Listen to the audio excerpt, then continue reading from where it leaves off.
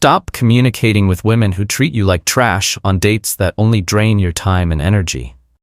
This video isn't about hating women, nor about becoming a cold monk who never shows interest. This video is about clarity. Brutal clarity. Masculine clarity.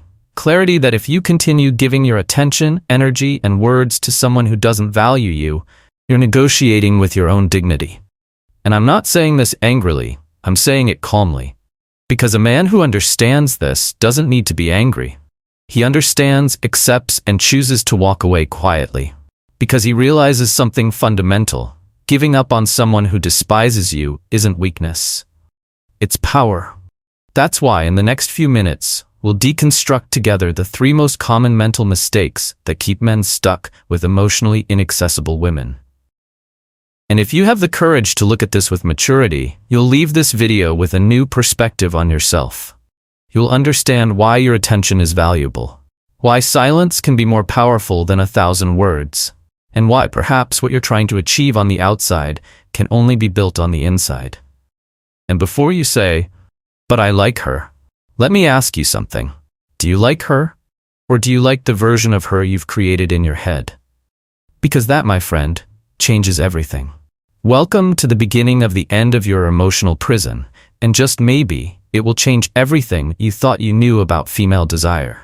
You grew up hearing that women like persistent men, that if she says maybe, it's because she's testing your courage, that if she takes a while to respond, it's just charm, that if she's a little cold, it's a sign you need to push harder.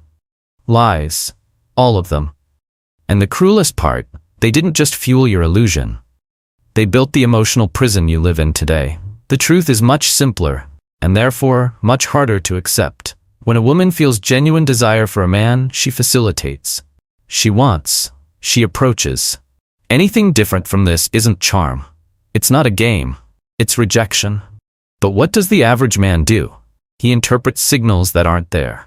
He sees charm where there's contempt. He sees provocation where there's only disinterest. And worse, he convinces himself that her coldness is a kind of filter he needs to overcome to prove his worth. And therein lies the first fatal error. Confusing friction with challenge.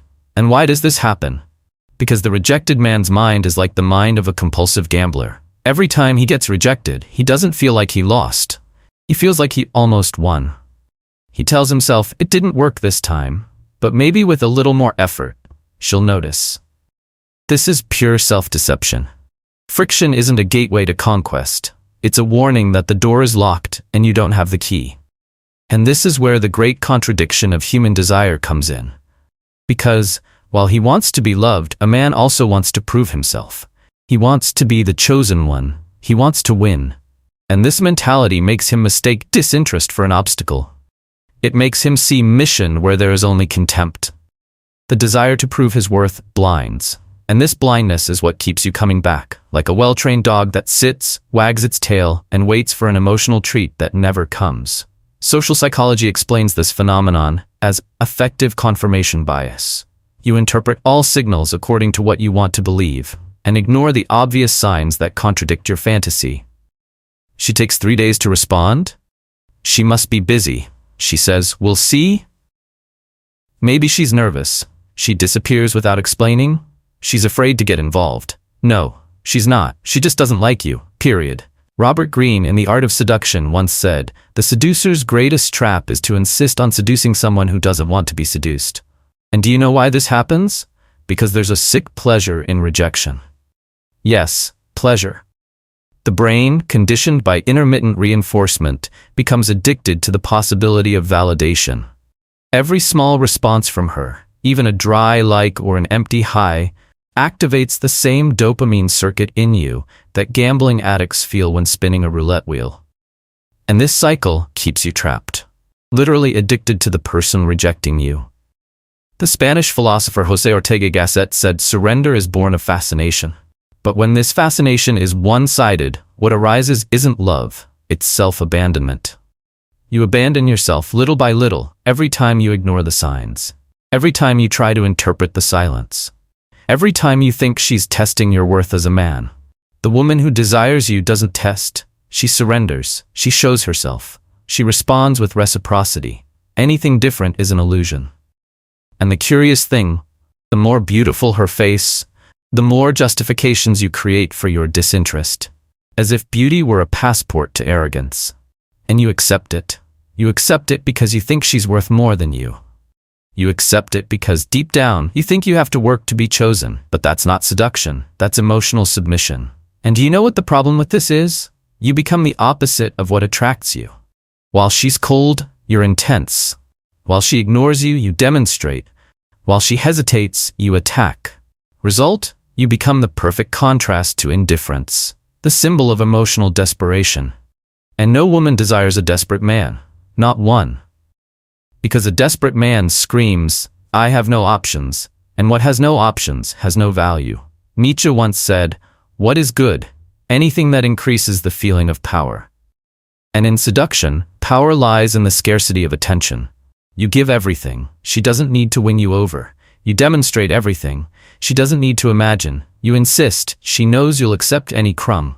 And whoever accepts any crumb will never be a feast. So remember this phrase. Every time you explain too much, insist too much, demonstrate too much, you devalue yourself without realizing it. Silence is often the best response. Not because it's a tactic, but because it's a mirror. It shows that you respect yourself enough not to beg for anyone's attention. Not hers. Not anyone else's. Now I know what you might be thinking, but maybe she's just confused. Maybe she's going through a rough patch. Maybe. But that's not the point. The point is that true desire transcends any phase. Those who want it, find the time. Those who feel it, respond. Those who desire it, demonstrate it. The rest is an excuse. Cleopatra, one of the greatest seductresses in history, didn't use manipulation tactics. She used presence. The presence of someone who knew her own worth. The presence of someone who didn't need to beg for affection. And that's the difference between the woman who approaches you and the one who keeps you waiting. One wants you, the other wants control over you. And that's where you need to decide. Will you keep trying to convince someone who has clearly already decided not to choose you? Or will you honor yourself with the silence of someone who understands their own worth? Because see, when you persist with someone who displays friction, you're not fighting for her. You're fighting against yourself, against your reason, against your dignity, against the clarity you refuse to see. And this war always ends the same way. You losing and thinking it's just another battle. The problem is, it isn't. Every time you sacrifice yourself for a crumb, you train your mind to accept less than it deserves. You condition your own brain to normalize disrespect, invisibility, the almost. And this conditioning follows you. It contaminates your next relationship, your next conversations, your next hello. Because the man who doesn't learn to move on from disinterest becomes addicted to it. And all this because back in the day, you believed friction was a challenge, that delay was charm, that rejection was a test, that absence was a game. It isn't. It never was. All of this was a warning, a sign, a reflex, and you ignored it. But now you know, and knowing frees you, or should free you, because if you keep insisting, it's no longer her fault, it's yours. The man who believes that persistence makes him more valuable is the same one who offers a diamond to someone who doesn't recognize precious stones, and then complains because she traded it for glass. Believing that persistence is a merit in the field of seduction is a mistake in emotional engineering. You've been trained, since childhood, to believe that constant effort is synonymous with value. That if you try hard enough, sooner or later, you'll be recognized. That love is earned through sweat, pretty phrases, and patience. And this belief, so romanticized in songs and movies, is what makes you disposable in real life. She said, "I'll see," and you set the date. She ignored your message, and you sent another one. She was cold, and you were more affectionate. She canceled the date at the last minute, and you even asked when would be better. All this while thinking you're being kind, polite, different from other guys. But what you don't understand is that this behavior doesn't make you stand out. It puts you in the easy-to-manipulate category. You think you're moving up her list of priorities, when in reality, you're just moving down the respect scale. Insisting when there's disinterest isn't a demonstration of strength. It's a public declaration of neediness. And neediness has a scent, it has a tone of voice, it has a way of writing, it leaks. And when it leaks, you automatically become less attractive. Because a woman understands, even if unconsciously, that a man who insists too much on someone who doesn't desire him is a man who doesn't desire himself enough. Evolutionary psychology explains this relentlessly. Desire, in its most primitive state, is linked to scarcity and perceived value. That which is rare, that which isn't easily given, that seems to have options, is seen as more desirable. And that's precisely where the paradox occurs. By trying to prove you're worth it by persisting, you prove exactly the opposite. That you're someone who accepts little, and perhaps, for that very reason, deserves little. Have you ever stopped to think about how many times you've insisted on someone who didn't want to be convinced? How many times have you tried to show your best self, thinking it would change their mind? The cruel truth is that desire isn't born of logic. It doesn't matter how many qualities you possess. If she doesn't feel it, she doesn't feel it. And every attempt at persuasion only reinforces the lack of attraction. Imagine you're a high-end restaurant. The food is good, the ambiance is refined, everything is perfect. But for some reason, a customer comes in and says, "I didn't like it." Do you insist? Offer a discount? Ask them to try another dish? No, you thank them and free up the table for someone who really wants to be there. Because your value isn't in convincing those who don't recognize you. It's in maintaining quality for those who desire you. Now, why do you act differently with women? Why, instead of distancing yourself from those who don't choose you, do you try to prove you're a good choice? The answer is harsh. Because you doubt your own worth. Because, deep down, you believe that if she says yes, it will validate that you are worthy of love. And that's where the prison lies. You need her yes to believe in you. And that, my friend, makes you emotionally enslavable. Neuroscience calls this intermittent reinforcement. When the response is unpredictable, the behavior repeats itself with greater intensity. Like a slot machine player who doesn't know when they'll win, you become addicted to her little nods. A dry good morning, a random emoji, a long-lost hi. It's all you need to rekindle hope, and you come back. Always come back. Even knowing she doesn't feel the same way. Even knowing the desire is cold. Even realizing you're being tolerated, not desired. And you know the craziest thing? You wouldn't do that to a friend. If a guy you knew responded curtly, ignored you, canceled dates, made excuses every week, you'd stop calling. Fast. Because between men there's a clear line between respect and disinterest. But with a woman, you blur that line. You accept less, you justify more. Because you're not in love with her, you're addicted to the feeling of trying to win her over. And the worst part, she feels it. She notices. She may not understand intellectually, but emotionally, she reads you. She reads the scent of scarcity in your insistence. She reads desperation disguised as affection in your messages. She reads in your good intentions the attempt to buy what can't be bought, desire. Machado de Assis said, "The human soul is like a well. The deeper you go, the darker it becomes." And that's exactly the hole you find yourself in when you insist on someone who doesn't want you. Every message you send is a shovel digging deeper. Each justification is a stone in your own emotional coffin. Because the man who insists where he isn't welcome digs his own insignificance in the woman's mind. You believe she'll change her mind, that she'll realize your worth, that she'll miss you. But what you don't see is that the simple fact that you keep trying already proves you're not the man she wants. Because the man she wants doesn't try. He proposes, he invites, he offers presents. But if he doesn't respond, he leaves. Silently. No drama, no goodbye text, no "I just wanted you to know." He knows that absence is more powerful than any justification. And herein lies the true brutality. Insisting doesn't prove your worth. It proves your fear. Fear of not having another. Fear of never being wanted again. Fear of being alone. And this fear, when left unaddressed, becomes a pattern.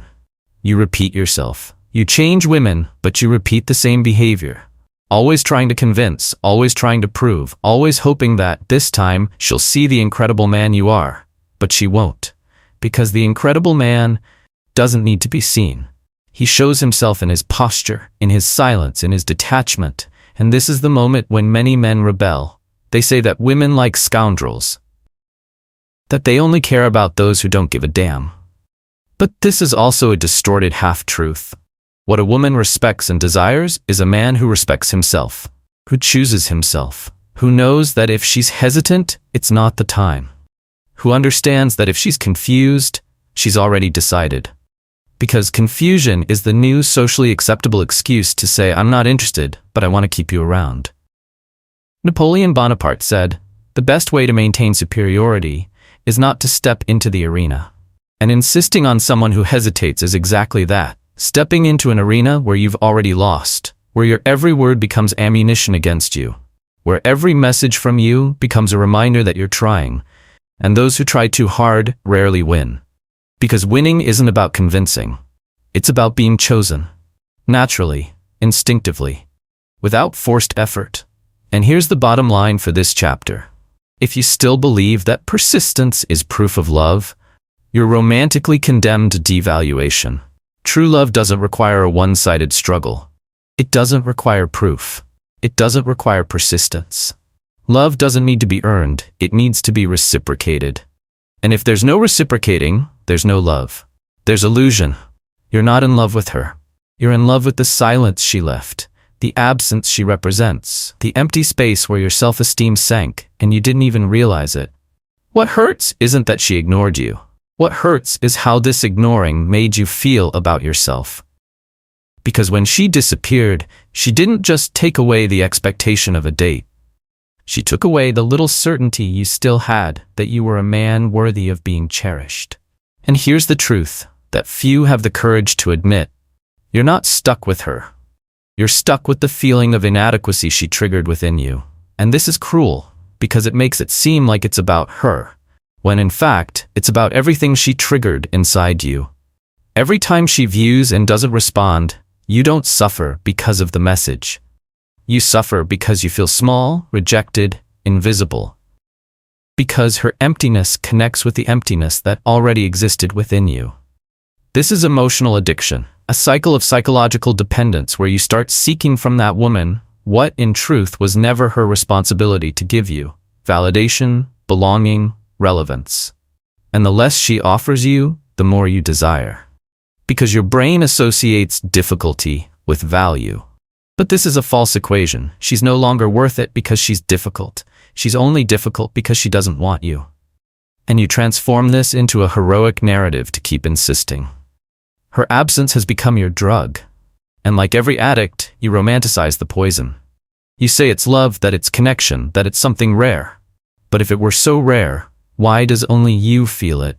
If it were so profound, why didn't she dive in too? Because it's not connection. It's neediness disguised as romance. It's loneliness with a first and last name. And until you see this clearly, you'll continue to be guided by this absence like a dog sniffing for crumbs of attention. The French philosopher Jean-Paul Sartre said, "Hell is other people." But he forgot to say that the worst hell is the one you create inside your own head. And in this hell, her absence becomes queen. Every silence becomes a throne. Every unspoken becomes hope. You begin to live in a mental script where everything she didn't say, didn't do, and didn't explain becomes the basis of your obsession. And that's not love. It's emotionally legitimate madness. But madness nonetheless. Have you ever stopped to think about how she became so important? Maybe she didn't even do that much. Maybe she was just pretty, a little mysterious, paid you attention once or twice, and that was it. Your mind did the rest. It painted colors that weren't there. It created dialogues that never existed. It idealized a future based on crumbs of the present. And now you're trapped. Trapped in a narrative that only you wrote. A romance where she didn't even accept the lead role. And that's why you suffer so much. Because deep down, you know it. You know you're trapped in a mental version of her. Not the real woman.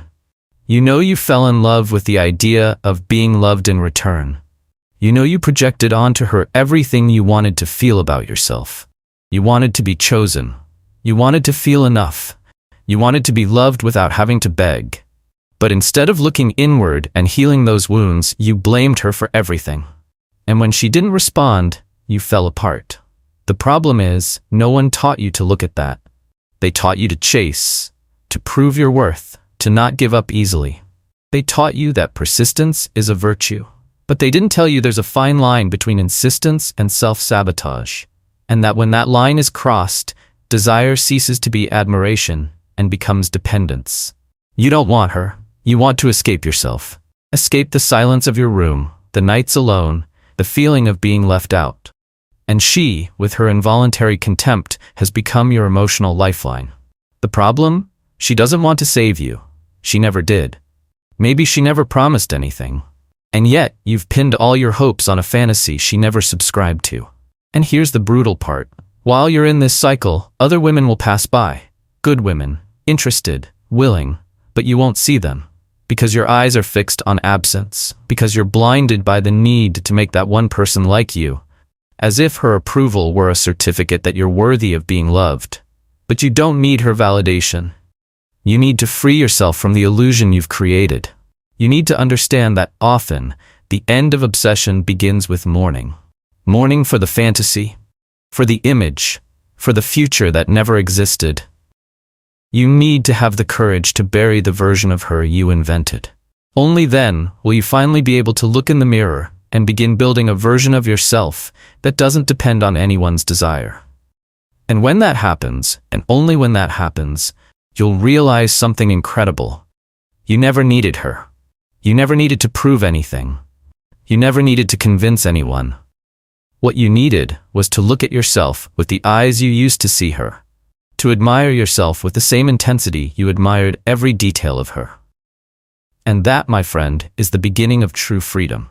Real seduction begins when you no longer need to seduce anyone, when your presence is enough, when your silence weighs more than 1,000 words, when you stop chasing after those who run from you. Because the man who learns to choose himself becomes impossible to ignore. What if she comes back one day? If she texts, if she tries to reconnect? You smile, you read, but you feel nothing anymore. Because the addiction has passed. Because her absence no longer echoes in the void that once existed within you. Because now you've filled yourself. And what is full doesn't desire those who only know how to empty. This is the conclusion. Strong, honest, liberating. If you've made it this far, know this. You are no longer the same man who started this video.